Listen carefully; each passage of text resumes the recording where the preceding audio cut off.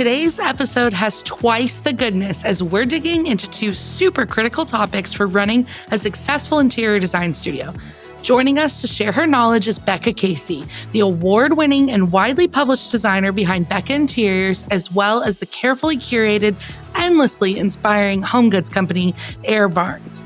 After a long period where light, bright, airy, and new was the name of the game in the design world, we've finally seen the return and embrace of color, pattern, and vintage goods. Becca's designs have always used these features thoughtfully, in a way that feels collected over time and adds so much warmth and character to her projects. From walking us through how she sources all of the things, new, old, and custom, to the systems and processes required for contractors and builders to properly execute her beautiful and nuanced designs, Becca is so generously sharing the details with us today in this jam-packed episode. Hello, Becca, and welcome to the show. I am freaking out right now, like top of the list fangirl moment. I'm so glad to have you here. Oh my goodness, that is just the most flattering thing. Thank you so much. I'm really excited to chat with you today. Well, as you know, your signature style has so profoundly influenced my design eye, and I'm excited to dig in more deeply into the systems, processes, and teams needed to develop and execute your design so properly. I think the key here is that your signature style and what you have always been doing is just so on trend right now. And I'm really excited to talk through what it looks like when your signature style is what is trending and how you kind of beat that and continue on and never let it die out, even though that is what your core root foundation design really is. So let's get started on how to execute that incredible signature style of yours. What are your tips and tricks for using color and pattern with intention? Oh gosh, well, first of all, thank you so much. That was the loveliest intro ever. Gosh, tips and tricks. I mean, I always try to aim for palettes that complement natural lighting at its best. You know, with paint, one color can look entirely different in one home to the next. And that's because you really need to take in what its surrounding features are. You know, does the space have dark floors or light floors? You know, are they stained or are they white oak? Or, you know, how will the color pair with the undertones of that floor stain? The ceilings on the lower side or the higher side, again, acting with the natural light. So striking that balance is really key. And then once I have an idea of color palette, we test a number of paints within that hue and always test them physically on the walls of the space, not so much on boards, because that way, again, you can really see how the color complements the environment of the room. Well, I got gutsy pulling inspiration from your portfolio and just painted our first bedroom at the Tudor house green. And in my head, it was like this lovely, muddy, muted green. And on the wall, it definitely leaned a little Kermity. And I'm sitting with it and thinking about it. But not only should I have tested it on the wall, I needed to test it on every wall, to be honest, because there's one natural light source. And on two of the walls, it looks perfect, exactly the way I thought. And then where the sun's hitting it directly, that's where it looks like grass spring green. And so I love your suggestion of don't paint it on paper first, don't put it on boards, paint it directly on the wall in swatches. Yeah, I know it's an investment in doing that, but it really is so key, so key. Yeah, especially when I told my contractor that they had to repaint the room. So I would have saved some money there if I had done it the first way. So speaking of paint, do you rely on specific paint brands, wallpaper suppliers, or fabric sources to ensure you're getting the highest, longest lasting quality and truest representation of the colors that are so key to your English inspired designs? Can you share some of your favorite vendors for wall coverings? Oh, yes. So I am very devoted to our beloved Farrow & Ball paints. And I do highly stress, though, the importance of utilizing their paint over color matching. And I see this issue come up a lot. More often than not, if you specify Farrow & Ball color after sampling one of their paint pots, a painter might suggest that they could paint this color by color matching it, but in a different brand. And in my experience, when you risk the complexities in color that the pigment holds, it can lead to the color looking entirely different than what your desired vision was. And so I really do recommend, using Farrow & Ball if that is the color that you are speccing. And we also use Benjamin Moore paints. They have some really key neutrals and earthy tones that I lean on very, very often. Gosh, when it comes to wallpaper, it's such a love affair, really. We always start with the physical example and then build a schematic from that, but we pull colors and notes from that pattern itself, and I mean, some of my favorites are just like jasper, Lewis and Wood, Benison, and then there's some really brilliant, much smaller style companies which are out of Europe, but Antoinette Poisson has some beautiful wallpapers. And then this really, really lovely little company that's actually in the area that I grew up in the southwest of England, called Cabbages and Roses, which, first of all, that name is just brilliant. But they have some really sweet wallpapers as well that I love to peruse through with projects. Oh my gosh, I know everyone is feverishly, furiously writing down notes. Just remember, we'll have all of these brands linked in the show notes so you can go back to them later. So for now, just soak in Becca's genius. So now that we've talked about what I feel is the core fundamental difference between English design and what has been so dominant and prevalent in the US for the last few years, I'd love to jump into the next area I feel is such a critical part of your design style. And that's the beautiful layers of custom pieces, vintage finds, artisanal objects, and the foundational pieces you source. So, what percentage would you estimate each category typically makes up in your designs on average? Meaning, how much is vintage? How much are you having made? How much are you sourcing from trade vendors? And is there a formula to that? Ooh, that's a really good question. I don't think I really have a formula. It's, every project is so bespoke in nature. And I think at this point, we really have garnered clients that not only adore antiques themselves, but will often come to us ready with their own antiques, which I particularly enjoy that. And knowing if it was like a family heirloom or even a chair that they nursed their babies on years ago, things like that. The story that these pieces come with evoke, so much character within themselves. And it's always such an honor to have such a special piece placed within our own design repertoire. So it's just one of those things where we measure where it feels right that an antique piece would fit within a space. That is fantastic. Are you still sourcing, to traditional trade vendors, or is it really down to custom and antique? It's really a mix of both. Yeah, and I think we might get into this a little bit later, but we definitely source antiques and we'll have them within our inventory and we'll have them at the ready, and knowing, hey, that hutch would be fantastic on that wall in this specific project and things like that. And then there's definitely a big element of custom design to our designs as well. So let's start with trade, because I do feel like for a lot of our listeners, starting with trade vendors where you purchase your furnishings and source from there is sort of the first step before people really start getting comfortable and designing their own pieces and finding their workrooms to go custom. So where do you look to find the right partners that match your brand ethos and commitment to quality? How do you start finding those vendors? Yeah, I mean, this is something, when I think about this, it's something we have really nurtured over time and are still always searching for. I get so excited when I come across a new trade artisan or partner that I think could work really well with us. And that's exactly what it is. What we look for is synergy and, being able to creatively adjudicate the design together.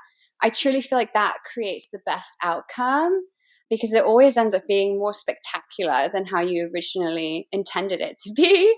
So we tend to find these partners rather organically. It's a search, a deep dive. It's, speaking with other artisans we work with and saying, who do they recommend?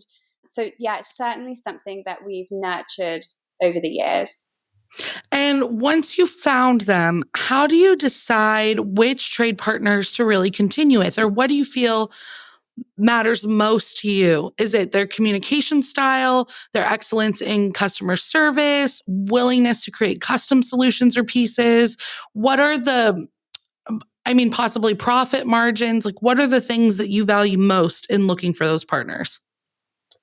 Yeah, I think it goes back to the synergy. I mean, we are really loyal to some of our most trusted partners. And once they have a depth of understanding on how we like to design and create, they will often bring their own suggestions to the table and even look back on previous work we've done together, and we'll say, hey, what about this when we did this on X project? So it's such a great balance of creativity and communication. And I think it goes without saying, there's a lot of problem solving in this business. Like, how do we hide a pipe behind that cabinetry, which we had no idea was there? So having really clear channels of communication with those partners when things crop up is an integral part to this process. And I mean, I will say to anyone listening, not to get discouraged, because we have kissed quite a few frogs and have had many costly issues arrive before we were able to engage and secure some of these partners. So yeah, it definitely is a process. Do you feel, in hindsight, looking over the past few years in the industry throughout the pandemic, that those key relationships were vital in the success and longevity of your projects? Did that come in handy, or was it like, it's still a total mess? We're still waiting forever on things. There's still no customer service. I'm interested to know if like being so loyal to certain brands helps in those critical moments. Yeah, absolutely. I mean, during the pandemic, it really helped us to have some of these local artisans to lean on because of lead times and the challenges that were, coming with the pandemic. And so being able to sort of look to our workroom and say, we were speccing this sofa.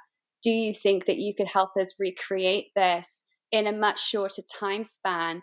Was so much more valued at that point in time than clients having to wait months and months and months on end. So it was certainly, I mean, just so valuable to our business during that time. So, first question, and this is off script. Sorry, Becca. Do you have an idea, ballpark, of how many projects, active projects, you guys are holding at one time?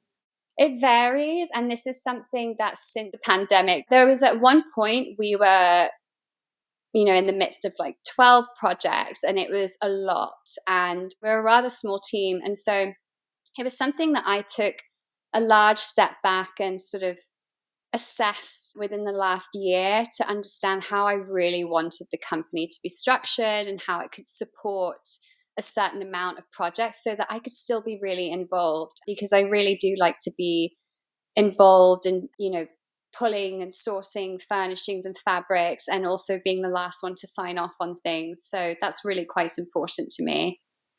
So, okay, saying at your busiest, it's about 12 projects. Do you have a ballpark as to how many trade accounts you have? I know that's hard. There's probably so many, but I think for someone who's new and just starting out, they're like, do I get 10? Should I have 500? Like, what is a general number? For us, numbers pretty large because we really do have such an array of different vendors that we look to depending on the characteristics of the project. So we're nearing 1,000 trade accounts. I feel crazy for saying that out loud, but that's been fostered over years of, collecting these contacts. So we definitely have some go-tos and have relationships with certain reps, but our design process is pretty free-flowing in that we just pluck from different vendors, and we don't necessarily favor one particular manufacturer, which definitely sort of allows us to have a really diverse array of pieces and allow the space to be truly bespoke. Yeah, a very large part of our business is managing communications and the back and forth between vendors. And so it's interesting because many clients are not privy to these, but I call this sort of the behind the scenes conversations, because we may have 20 emails back and forth over the ordering and delivery of one side table. So it is something you constantly have to manage. And we've conditioned ourselves that, as soon as I send an email out, I'll make a note to follow up with that person 1 to 2 days later, just so that for my own purposes, I remember to check in and make sure that things are moving along. We like to talk money on the show because I think it's really important as business owners to do so. As you're talking about procurement and following up and how it's going to take 20 emails for the one side table, can you just share, or do you charge that hourly, or do you put that as a percentage fee into your procurement, or how does that time get billed for? Yeah, that's a great question. So we charge by a percentage. Our admin is basically made up by markup on the item. And so the markup that we gain, the profit from that, is how we take care of the hours put in for our admin. Got it. Okay. Thank you so much for sharing that. It's always really wonderful to hear how other people are doing it. So now let's talk vintage pieces without giving away all your super top secrets. Where can designers begin when developing their own Rolodex of vintage and antique sources? Because there's only so many hours in the day, and literally going to every tiny antique mall in your state to find pieces, or going to, Round Top, or I know you have great shows up in Connecticut. How do you start to build that network for antique and vintage sourcing? Yeah, I mean, we're so lucky in this day and age that so much of this business is online. There are some fantastic platforms. I mean, the most obvious is some of like First Dibs and Cherish, maybe App Deco, but I am actually a huge lover of Etsy and just have always been. And I mean, I'm amazed at some of the pieces that I'll find on there. And I've also had some amazing luck on Facebook Marketplace and eBay, which I think a lot of people don't really take into consideration when they think about antiques, but you'll be really surprised what you'll find. So we certainly don't discriminate when it comes to that. But the other thing, with some of these platforms, the tool that I really like to use is when you can like a product and save it to your favorites, because more often than not, I'll see something that catches my eye and I'll say, oh my God, I love that, but I don't have the project for it yet. So I'll save it. And then I can always come back to it when the time is right. And then I'm like, oh yeah, I completely forgot about this chair, but it would be so perfect for this space. So I really like to use that tool a lot. Yeah. I love that you mentioned Facebook Marketplace and Etsy and eBay, because when we're talking about profit margins, if you can find things at that price point, you have a lot more room in your markup to be pricing things at what market rate is. And so I think the extra time spent in searching for that, I think is super fun, but it also increases your opportunity for profitability in that sense. I also think that saving favorites is really, really critical, particularly for the algorithm purposes when you are on First Dibs or Cherish. Even if you're like, this is not the thing I need for this project, but I love it. The more you can favorite things, the more those platforms' algorithms will continue to show you things in that same vein, and your quality of search will get faster and easier because it's learning what you like. So definitely make sure that you're always saving things within the same platform. Don't just pin it because that algorithm won't make that jump. You want to be saving things in the platform that you're searching on. I love that. Brilliant advice. Are there typical categories you prefer to source vintage for? I have such a soft spot for lighting and antique furniture. I mean, there's some brilliant antique table lamps out of Europe, or a gorgeous old English chair. there are so many beautiful silhouettes from history that you just cannot reproduce today. And I think they speak so well to your design aesthetic, as well as making the space feel really collected. I think, it goes to show, what your aesthetic is by adding these little pieces in that might have a very interesting or unique silhouette to it. We talked at the top of the show about how your signature style, this English inspired design aesthetic, is trending so much right now. What are simple ways that people listening that they could bring elements of that into their signature style? I would say definitely starting with a really good foundation in terms of the palette. What's the colors or the tones that you're looking for? A lot of really earthy tones. For fabrics, I like to lean on some really nubby linens, especially when it comes to the window treatment or even the upholstery on your sofa. Lots of layered, cozy pillows, down lighting. I think that, it's just so much more intimate to have table lamps and consider table lamps more so than so many recessed lights. Just things that really make the space feel very intimate and cozy. It's very English.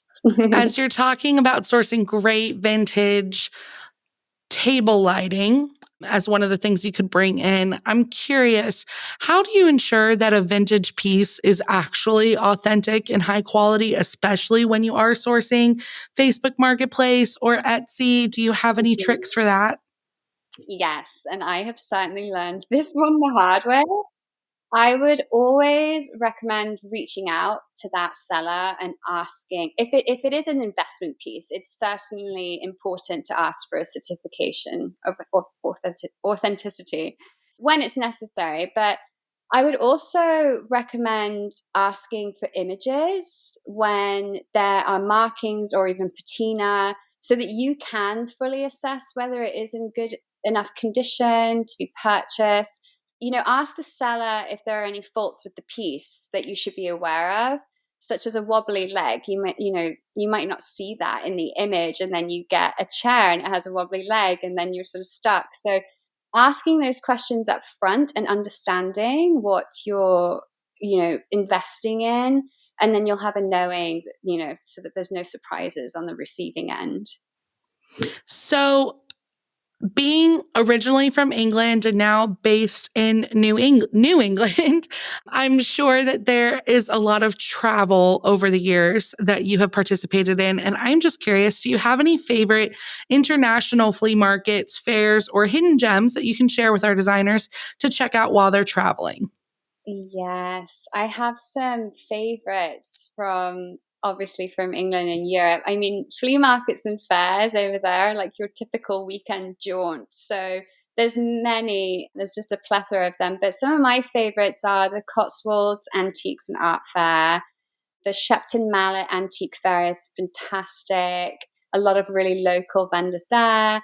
Ardingly Antiques and Collectors Fair.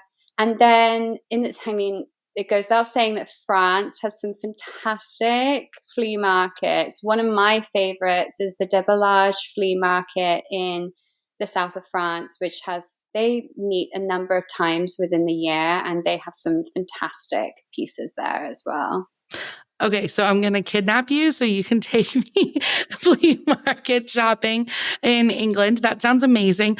Logistically speaking, not for the kidnapping, but for the shopping itself. How does one go over there to source, and how do you get it back to the States? Yeah, so when I'm over there, if I find a piece that I feel that I want to ship back, I will often ask the seller if they have a contact for, a freight service or even a freight forwarding service. And they usually will have some contacts that you can reach out to.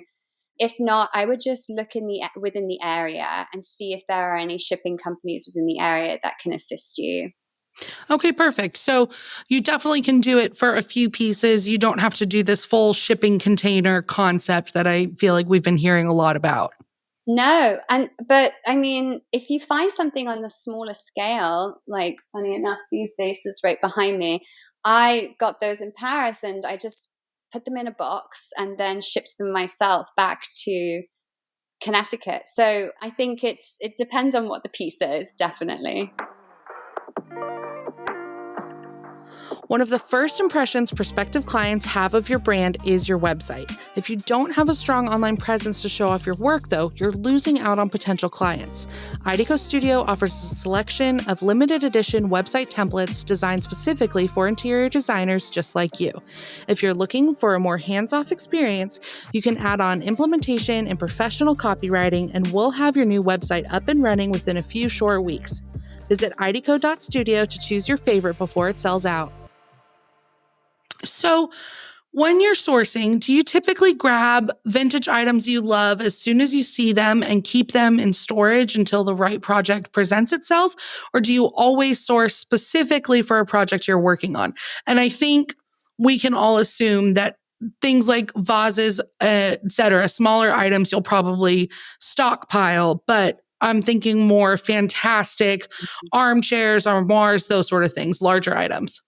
Yeah, this is exactly what we do, because I've definitely had my fair share of heartbreak when I've seen something and then I'll make a mad dash back to go and get it and it's gone. So my advice, honestly, is that if you see it and love it, you really should get it. But with some of the bigger pieces, we're lucky in that we partner with a storage facility that if I find something that I just feel will be a really integral part to a project, I will purchase it and then I'll store it there until, we present it to the right client or it's ready to be installed. For the smaller pieces, I'm constantly purchasing just anything really that sort of catches my eye. If it's vintage ceramics or stoneware or bowls, blankets, even artwork, just very rudimentary pieces even can really help fill a wall space. So I think these are the really crucial finishing touches that we like to bring in to fill in those last gaps within a space. So that brings us to artisan goods. And you're not just sourcing these items for your projects, but you're also always personally selecting them and adding them to your online shop. For an interior designer looking to build relationships with artists and craftspeople as part of their design philosophy and business model, what is your advice to start to find, support, and really uplift those artisans?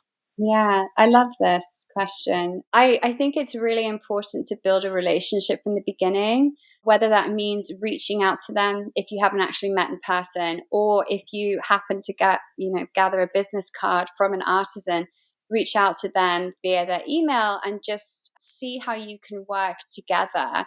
We buy from some of our favorite artisans year after year, and I truly enjoy seeing that, sometimes what start as small businesses start to flourish over time from our support.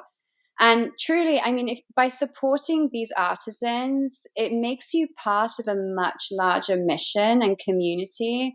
And I think there is so much opportunity as designers for us to be a part of that narrative. Having those artisan pieces, does it help you sell your designs to your clients? Like, does that help really tell the full story when you have a story to tell your clients? Or do you feel like at this point your clients are coming to you specifically for your signature aesthetic and you don't have to do as much selling as maybe a brand new designer does? Yeah, I think it's a mix again. I think it depends on the client. There are some clients that just like to understand more about the source of where some pieces come from. And I love a good story. So if I know that it's been made by, a father and son out of a small shop in, I don't know, even the Bronx, it's just like telling that story and letting them know that this has been made by hand and with such care. I think that sells the piece within itself. Yeah. So, to wrap up our convo about sourcing, thank you so much for sharing as much as you have. I'd love to talk custom design pieces because there has been such an influx in having things custom designed because it's what you were able to get your hands on over the last few years. So, what is your process like when designing custom furniture or fixtures for a project? What is the design process like? So we always start with a drawing or imagery. And from there, we ask for samples to be created based on those designs. And it can be a little bit of back and forth, perfecting those samples. And from there, the conversation usually goes into the scale, the proportion, the functionality of the piece. Once we're happy with where it's landed, we will sort of sign off on it. And again, there's some check-ins along the way with those artisans, some imagery is exchanged to see how things are progressing. But it's really such a rewarding thing to see some of these dreamt up designs come to life, because it starts as an image in your mind, and then seeing it in the physical it's really wonderful.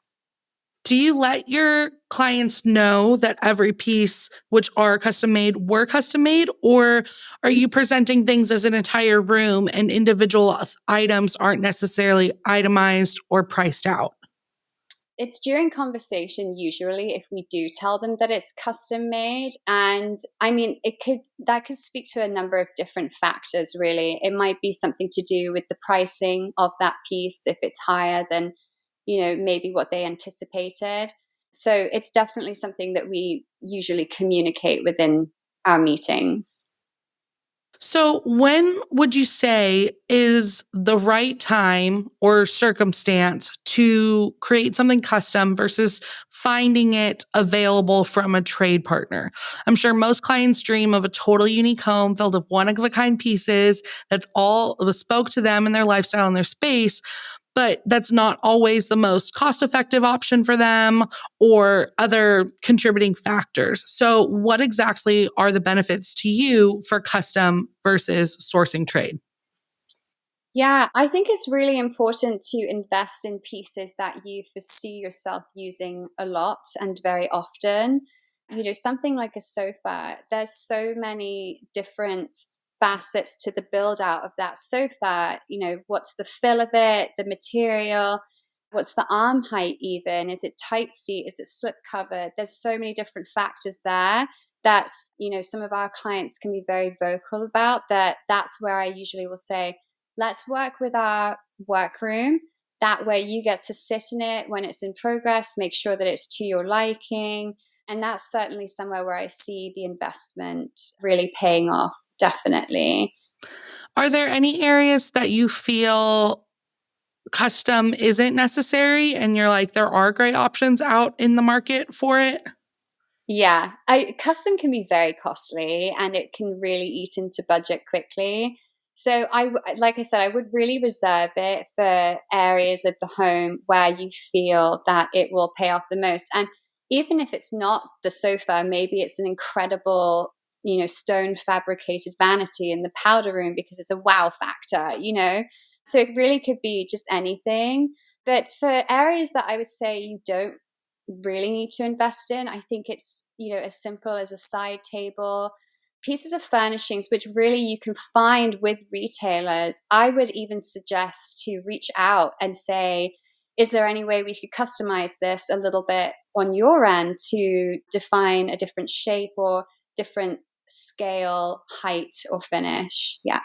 That is a great answer and brings me to my next question. Do you rely more heavily on fully custom, or do you play around with the concept of customizing retail options more so in your projects? If I feel confidently that we can create a custom piece that will be more functional and suitable to the client's needs, then we will generally go that route. However, if it's something we can, what I call Frankensteining, and sort of like purchase a part of it where we can then work around it, then we'll do that too. So, pivoting slightly, I'm hoping you can share more about your systems and processes for executing your beautiful and nuanced designs. Processes are so hard and such a challenge for everybody. We just like to share as much knowledge as we possibly can. So, how do you ensure that your designs are achieved properly when you're working with contractors and architects and workrooms? Specifically, what types of drawings, documentation, and specifications are you providing to those contractors and build team? Mhm. Yeah, so we start out by flipping with the client. We start out by flipping through inspiration imagery, And we sort of keep a paper trail there where we look at imagery that maybe they've pulled, we've pulled, and then even imagery that might be sort of testing the waters a bit, because I like to know from the outset what are their likes and dislikes. And then that paperwork we keep throughout the project so that we can lean on it, look back on it, and, draw schematics and ideas from there. And then the next stage is we, gather our materials and fabrics and present to the client. This is typically presented in person with a folder for the client to follow whilst we walk them through the design concept. And then from there, once things have been signed off on, they're happy, we will produce project documents, conceptual millwork drawings, to online folders which outline plumbing spec sheets and tile for some of the subcontractors. And we send this off digitally to the contractor and other necessary partners to review. And then from there, we usually will request a meeting with them, print these out, and we'll go over everything together, because it's so important to make sure and have a conversation around some of these ideas, because there's things that definitely can slip through the cracks. And so I think it's really important to inform them properly in terms of what your vision was and what you're trying to do. So that's interesting. You say you send it ahead of time digitally. Do you have a spec book on site? I know I talked to a lot of designers who are like, we paste it on the walls. It is so clear exactly what's supposed to happen. Do you feel like you have a lot of following up to do with your contractors, or have you just found this secret special spot where your contractors just execute it perfectly? I wouldn't say that. No, we definitely will also tape up drawings and elevations and things on the wall, tile layouts on the wall, so that it's well and fully understood.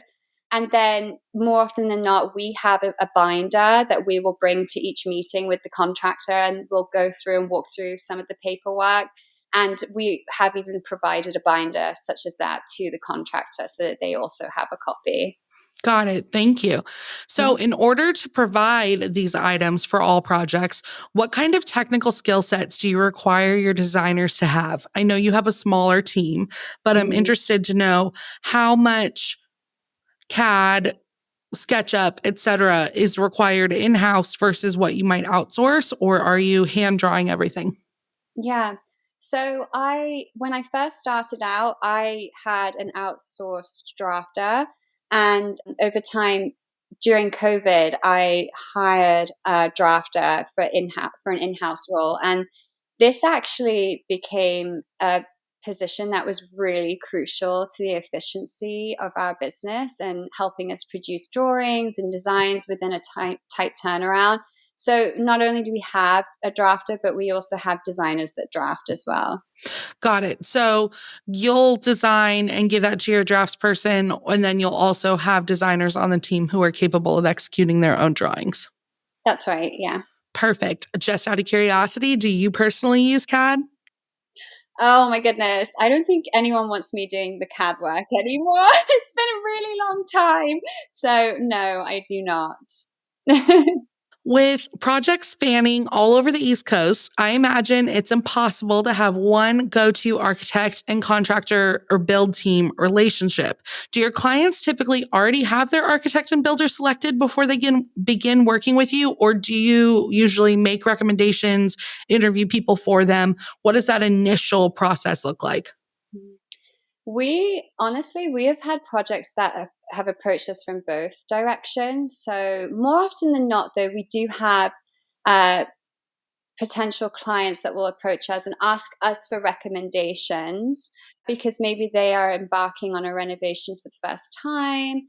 But however, we're very malleable in working with some of their go-to favorites as well, because we do have clients that will come to us with subs that they adore. They'll say, oh, I've had this painter for years, or I've worked with this electrician and really enjoy working with him. As long as they are licensed, we're happy to collaborate. We just won't work with like your brother-in-law on plumbing your faucet because it's his side passion. Do you have any tips or tricks up your sleeve for ensuring that your designs are executed with quality craftsmanship, particularly when it was a tradesperson that your client brought to the table? When a client is bringing a trade person to the table, I feel a little nervous that in my ability to ensure that they can execute the design exactly how I imagined it because I haven't worked with them before. So, do you have any tips or tricks for someone who is working on a project with someone brought to the table that the client has suggested in fostering that new relationship? Yeah, I mean, I think as much information that you can give over is so important. Now, I know that can be hard because there's definitely been times that we've spent hours pouring ourselves over specification sheets only for them not to even be printed out or used. And so I think just being very clear about that, not only with the contracts themselves, but also with the client, just say, okay, well, if we're going to be working with this painter that you love, we just want to make sure that everyone will be on the same page. This is how we work. Do you think that he or she will be able to work within that? And just explain your processes to them. And, hopefully it will be, a synergistic relationship. So we recently had created something for Lauren Lease where she called it like her contractor welcome guide. And we put it together and now it's a product in the shop. We'll link it in the show notes. But essentially, it's what you give to these tradespeople and say, this is how we work. This is what we expect out of you.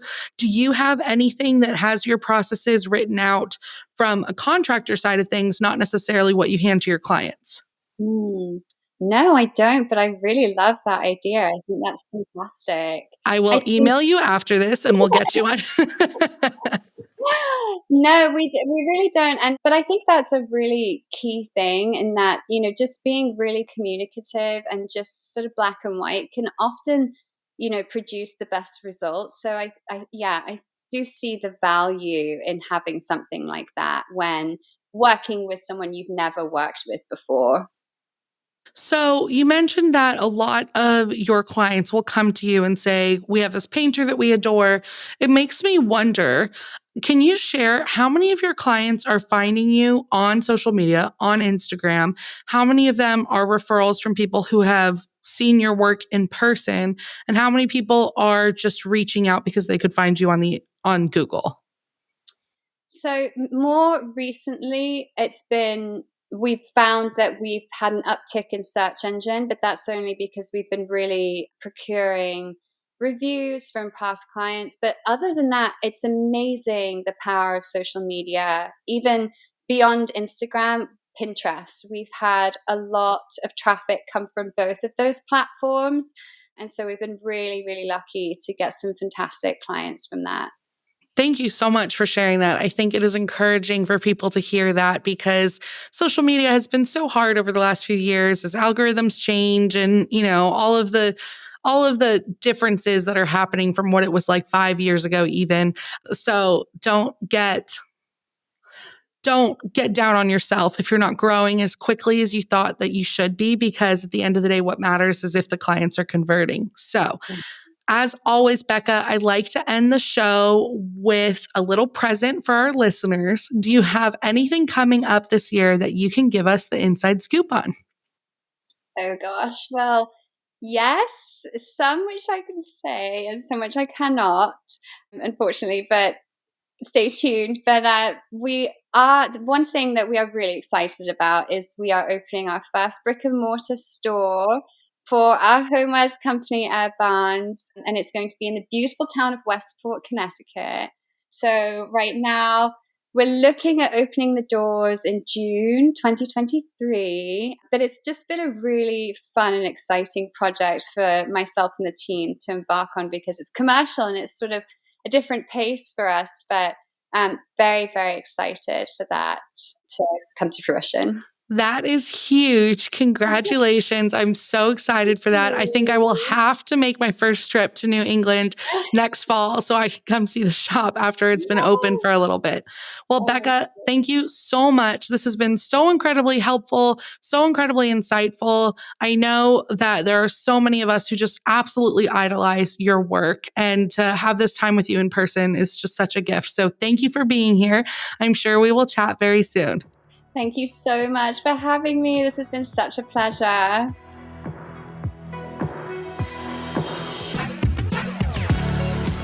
For our listeners, if you want to follow along with Becca, you'll find her Instagram at Becca Interiors. For her design work, head over to beccainteriors.com or shop her thoughtfully curated goods at airbarns.com. A written transcript plus links to all of the above can be found at idco.studio/podcast. We've made sure to list out every single vendor resource that Becca shared with us today on the show. Although we're just a week away from the finale of season 2 of the Interior Collective, there are so many great topics and conversations to get caught up on or revisit between the 2 seasons. Like you witnessed today, we are not afraid about talking numbers, asking the hard questions, and sharing candidly. And our incredible roster of guests never disappoint. You can listen on Spotify, Apple Podcasts, YouTube, or whatever you're tuning into from now. If you loved this podcast, please give us a review. If you have topics or guest recommendations for season 3, please email me directly at podcast@idco.studio. I'm your host, Anastasia Casey, and this is the Interior Collective, a podcast for the business of beautiful living.